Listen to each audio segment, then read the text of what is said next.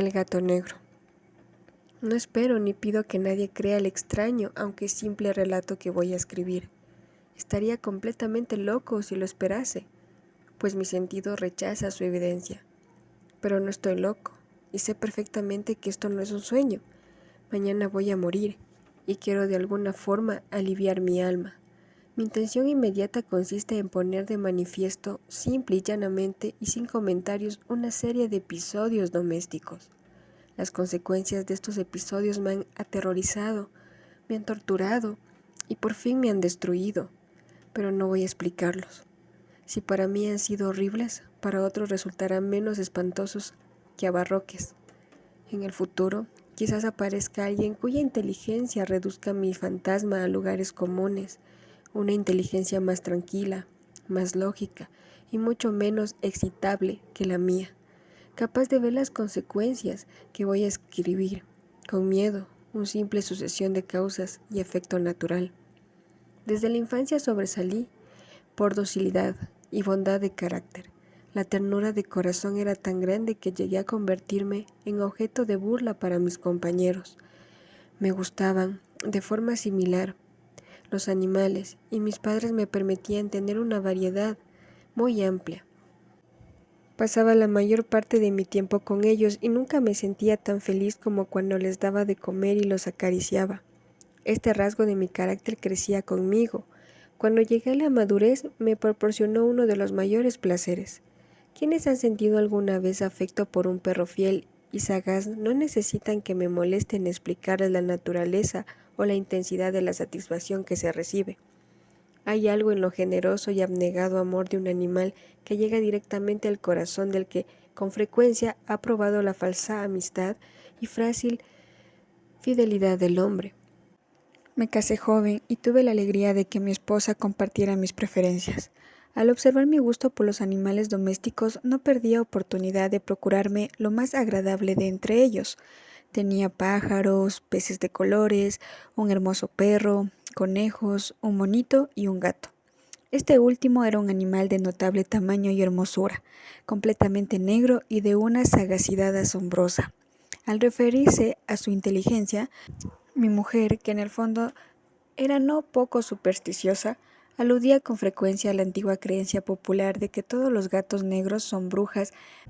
No quiero decir que lo creyera seriamente, y solo menciono la cosa porque acabo de recordarla. Plutón era el nombre del gato. Se había convertido en mi favorito y mi camarada. Solo yo le daba de comer y él me seguía por todas las partes de la casa. Me costaba mucho impedir que anduviera tras de mí en la calle. Nuestra amistad duró casi varios años, en el curso de los cuales enrojezco al confesarlo. Mi temperamento y mi carácter se alteraron radicalmente por culpa del demonio. Día a día me fui volviendo más melancólico, irritable e indiferente hacia los sentimientos ajenos. Llegué incluso a hablar descomedidamente a mi mujer y terminé por infligirle violencias personales. Mis favoritos, claro está, sintiéndose igualmente el cambio de mi carácter, no solo los descuidaba, sino que llegué a hacerles daño. Con Plutón, sin embargo, confesé tener suficiente consideración como para abstenerme de maltratarlo, cosa que hacía con los conejos, el mono y hasta el perro, que por casualidad o movidos por el afecto se cruzaban en mi camino. Mi enfermedad empeoró, se agravaba, pues ¿qué enfermedad es comparable al alcohol? Y finalmente el mismo Plutón, que ya estaba viejo y por tanto algo enojadísimo, empezó a sufrir las consecuencias de mi mal genio. Una noche en la que volví a casa completamente embriagado, después de una de mis correrías por la ciudad, me pareció que el gato evitaba mi presencia. Lo alcé en los brazos, pero asustado por mi violencia me mordió ligeramente en la mano, al punto que se apoderó de mí una furia demoníaca y ya no supe lo que hacía. Fue como si la raíz de mi alma se separara de golpe de mi cuerpo. Una maldad más que diabólica, alimentada por la ginebra, entremeció cada fibra de mi ser. Sacando del bolsillo del chaleco un cortaplumas, lo abrí mientras sujetaba al pobre animal por el pescuezo, y deliberadamente le hice saltar un ojo. Enrojezco, me abrazo, tiemblo, mientras escribo tan condenable atrocidad. Cuando la razón retomó con la mañana, cuando hubiese disipado en el sueño los vapores de la orgía nocturna, sentí que el horror se mezclaba con el remordimiento ante el crimen cometido. Pero mi sentimiento era débil y ambiguo, no alcanzaba a interesar al alma. Una vez más, me hundí en los excesos, y muy pronto ahogué en vino los recuerdos de lo sucedido. El gato, entre tanto, mejoraba poco a poco. Cierto que la órbita donde faltaba el ojo presentaba un horrible aspecto, pero el animal no parecía sufrir ya. Se paseaba como de costumbre por toda la casa, aunque es de imaginar, huía aterrorizado al verme. Me quedaba aún bastante de mi antigua manera de ser para sentirme agraviado por la evidente antipatía de un animal que alguna vez me había querido tanto. Pero ese sentimiento no tardó en ceder paso a la irritación, y entonces, para mi caída final e irrevocable, se presentó el espíritu de la perversidad. La filosofía no tiene en cuenta a este espíritu, y sin embargo, tan seguro estoy de que mi alma existe como que la perversidad es uno de los impulsos primordiales del corazón humano, una de las facultades primarias indivisibles, uno de esos sentimientos que se dirigen al carácter humano. ¿Quién no se ha sorprendido a sí mismo cientos de veces en momentos en que cometería una acción tonta o malvada por la simple razón de no deber cometerla? No hay en nosotros una tendencia permanente que enfrenta descaradamente el buen sentido, una tendencia a transgredir lo que constituye la ley por el solo hecho de serlo. Este espíritu de la perversidad se presentó, como he dicho, en mi caída final, y el insondable anhelo que tenía mi alma de bajarse a sí misma, de violentar su propia naturaleza, de hacer mal por el mal, que incitó a continuar y finalmente a consumar el suplicio que había infligido a la inocente bestia. Una mañana, obrando a sangre fría, le pasé un lazo por el pescuezo y lo ahorqué en la rama de un árbol. Lo ahorqué mientras las lágrimas manaban de mis ojos y el más amargo remordimiento me apretaba el corazón. Lo ahorqué porque recordaba que me había querido y porque estaba seguro de que no había dado motivos para matarlo. Lo ahorqué porque sabía que al hacerlo cometía un pecado mortal que comprometería mi alma hasta llevarla, si ello fuera posible, más allá del alcance de la infinita misericordia de Dios, más misericordioso y más terrible. La noche de aquel mismo día en que cometí tan cruel acción, me despertaron gritos. ¡Incendio! Las cortinas de mi cama eran una llama viva y toda la casa estaba ardiendo. Con gran dificultad pudimos escapar de la conflagración, mi mujer, un sirviente y yo. Todo quedó destruido.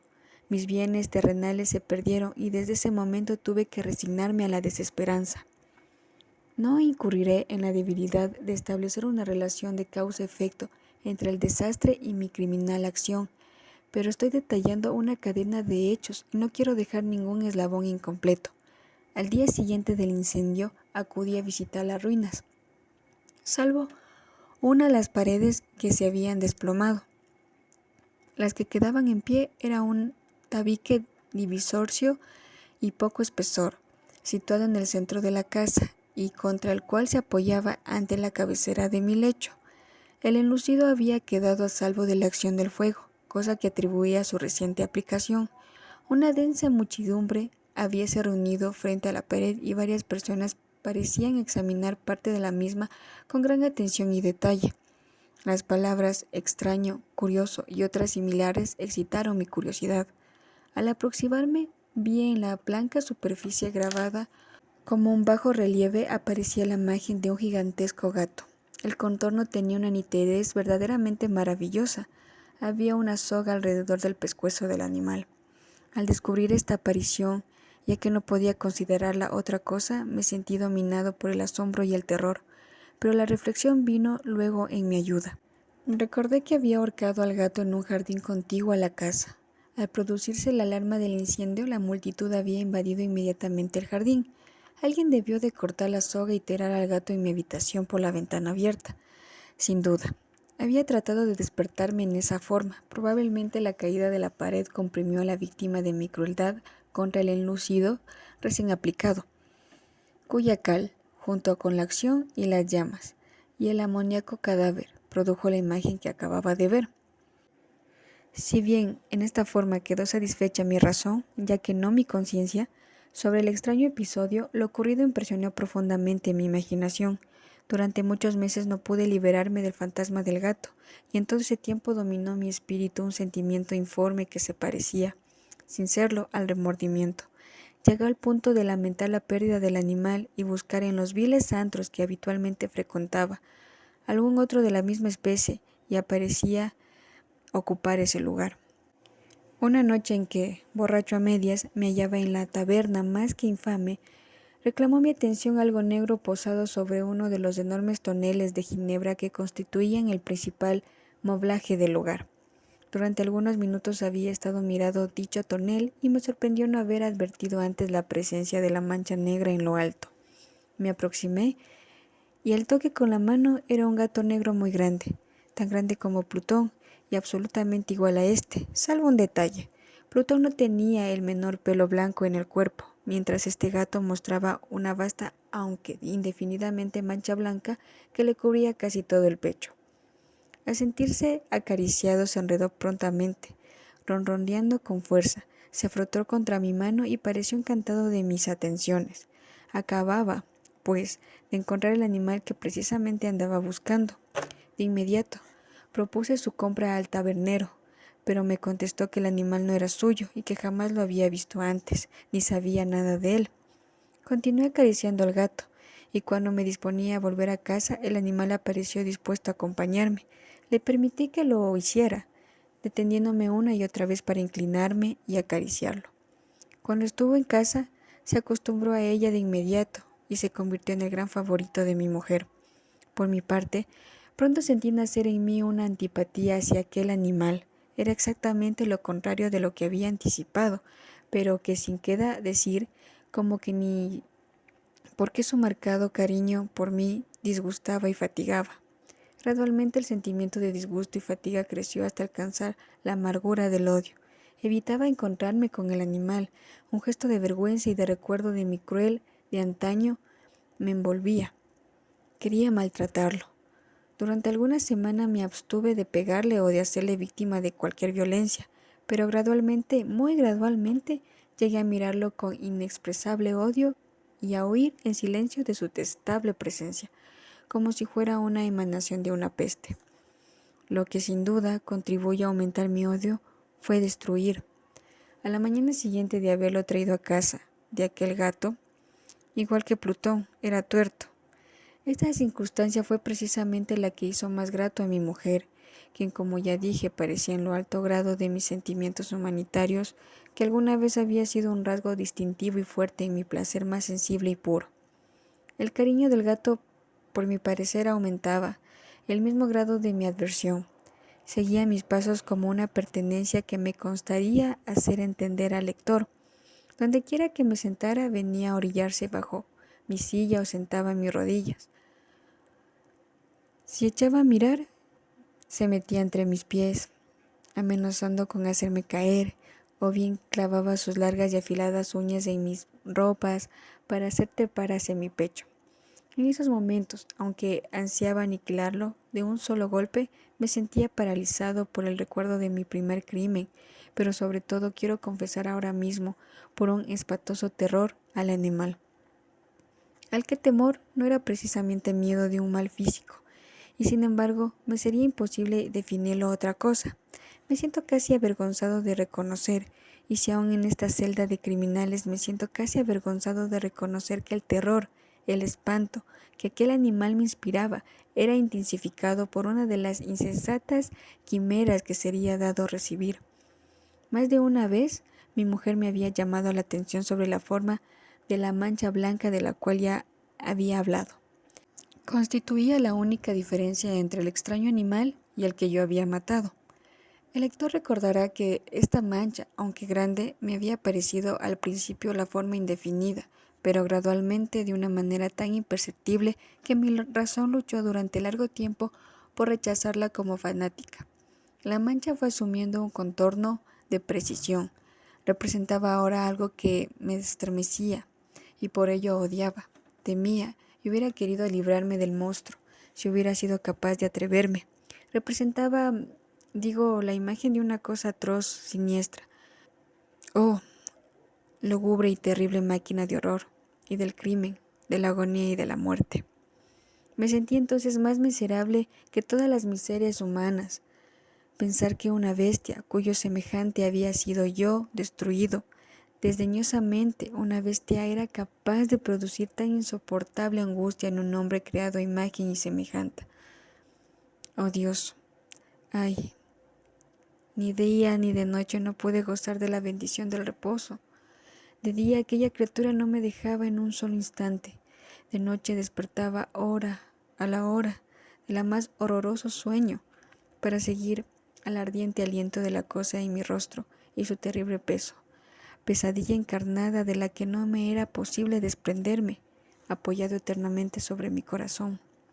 Bajo el agobio de tormentos semejantes, sucumbió en lo que poco me quedaba de lo bueno. Solo los malos pensamientos disfrutaban ya de mi intimidad, los más temerosos, los más perversos pensamientos. La melancolía habitual de mi humor creció hasta convertirse en aborrecimiento de todo lo que me rodeaba y de la entera humanidad, y mi pobre mujer, de que nada se quejaba, llegó a ser la habitual y paciente víctima de los repentinos y frecuentes arrebatos de ciega cólera que me daba. Cierto día, para cumplir una tarea doméstica, me acompañó al sótano de la vieja casa donde nuestra pobreza nos obligaba a vivir el gato. Me siguió mientras bajaba la empinada escalera y estuvo a punto de tirarme cabeza abajo, lo cual me exasperó hasta la locura, alzando una hacha y olvidando en mí la rabia, los temores que hasta entonces había detenido mi mano. Descargué un golpe que había matado instantáneamente al animal de haberlo alcanzado, pero la mano de mi mujer detuvo su trayectoria. Entonces, llevado por su intervención a una rabia más que endemoniaca, me zafé de su brazo y le hundí la hacha en la cabeza. Sin un quejido, cayó muerta a mis pies. Cumplido este espantoso asesinato, me entregué al punto y con toda sangre fría a la tarea de ocultar el cadáver. Sabía que era imposible sacarlo de la casa, tanto de como de noche, sin el riesgo de que algún vecino me observara. Diversos proyectos cruzaron en mi mente. Por un momento pensé en descuartizar el cuerpo y quemar los pedazos. Luego se me ocurrió cavar una tumba en el piso del sótano. Pensé también que si no convenía arrojar el cuerpo al pozo del patio o meterlo en un cajón, como si se tratara de una mercadería común. Pero al fin di con lo que me pareció mejor y decidí emparedar el cadáver del sótano, tal como se dicen los monjes en la Edad Media, emparedar sus víctimas. El sótano se adaptaba bien a este propósito. Sus muros eran de material poco resistente y estaban recién revocados, como un mortero ordinario, que la humedad y la atmósfera no había dejado endurecer. Además, una de las paredes se veía de manera saliendo en una falsa chimenea, la cual había sido rellenada y tratada de manera semejante al resto del sótano. Sin lugar a dudas sería muy fácil sacar los ladrillos en esa parte, introducir el cadáver y tapar el agujero como antes, de manera que ninguna mirada pudiese descubrir algo sospechoso. No me equivocaba en mis cálculos. Fácilmente saqué los ladrillos con la ayuda de una palanca, y luego de colocar cuidadosamente el cuerpo contra la pared interna, la mantuve en esa postura mientras aplicaba de nuevo los ladrillos. Después de procurarme la arena y la cerda, preparé un enlucido que no se distinguía del anterior y revoqué cuidadosamente de nuevo el enrellado. Concluida la tarea, me sentí seguro de que todo estaba bien. La pared no mostraba la mayor señal de haber sido tocada. Había barrido hasta el menor fragmento de material suelto. Miré en torno, triunfante, y me dije, aquí, por lo menos no me he trabajado en vano. El siguiente consistió en buscar a la bestia causante de tanta desgracia, pues al final me había decidido a matarla. Si en aquel momento el gato hubiera surgido ante mí, su destino había sido sellado. Pero no. Por lo visto, el astuto animal, alarmado por la violencia de mi primer acceso de cólera, se cuidaba de no aparecer mientras no cambiara mi humor. Imposible describir o imaginar el profundo, el maravilloso alivio que la ausencia de la detestable criatura trajo a mi pecho. No se presentó aquella noche, y así, por primera vez desde su llegada a casa, pude dormir profunda y tranquilamente. Sí pude dormir, aún con el peso del crimen sobre mi alma. Pasaron el segundo y el tercer día, y mi aterrador no volvía. Una vez más, respiré como un hombre libre, aterrado. El monstruo habría huido de la casa para siempre. Ya no volvería a contemplarlo. Gozaba de una suprema felicidad, y la culpa de mi negra acción me preocupaba muy poco. Se practicaron algunas investigaciones, a lo que me costó mucho responder. Incluso hubo una perquisición a la casa, pero naturalmente no se descubrió nada. Mi tranquilidad futura me parecía asegurada. Al cuarto día del asesinato, un grupo de policías se presentó inesperadamente y procedió a una nueva y rigurosa inspección. Convencido de que mi escondrijo era impenetrable, no sentí la más leve inquietud. Los oficiales me pidieron que lo acompañaran en su examen. No dejaron hueco ni rincón sin registrar. Al final, por tercera o cuarta vez, bajaron al sótano. Lo seguí sin que me temblara un solo músculo. Mi corazón latía tranquilamente, como que de aquel que duerme con la inocencia. Me pasé del lado del sótano, había cruzado los brazos sobre el pecho y andaba tranquilamente de aquí para allá. Los policías estaban completamente satisfechos y se disponían a marcharse.